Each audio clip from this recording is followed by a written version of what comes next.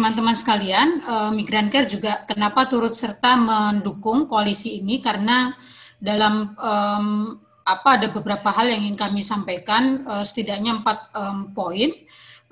Tetapi pada prinsipnya kami mendukung seluruh statement yang tadi sudah disampaikan teman-teman sebelumnya.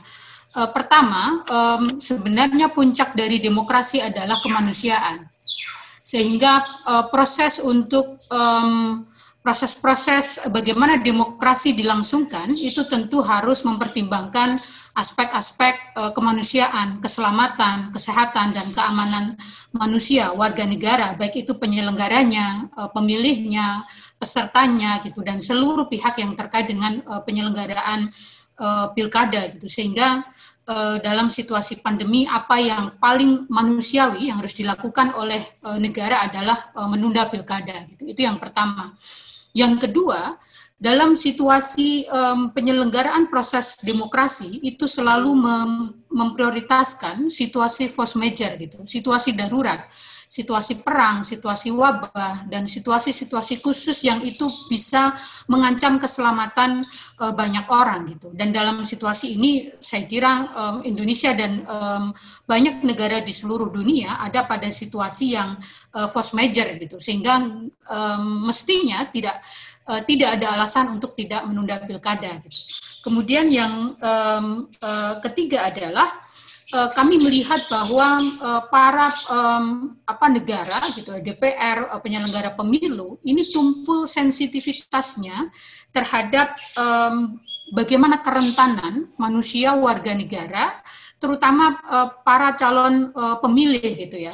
Tidak hanya pada saat tadi Mika sudah menyampaikan secara detail bagaimana proses pemilihannya nanti, tetapi juga proses menuju ke sana itu kan perlu proses yang sangat banyak terkait dengan protokol kepemiluan, prosedur, dan lain sebagainya, yang itu membuat masyarakat rentan untuk tertular. Apalagi tadi Mbak Wahidah, Bang Ferry sudah menyampaikan penyelenggaranya sendiri yang ada di garda paling depan sudah banyak yang juga positif, gitu, sehingga mestinya ini juga menjadi pertimbangan utama.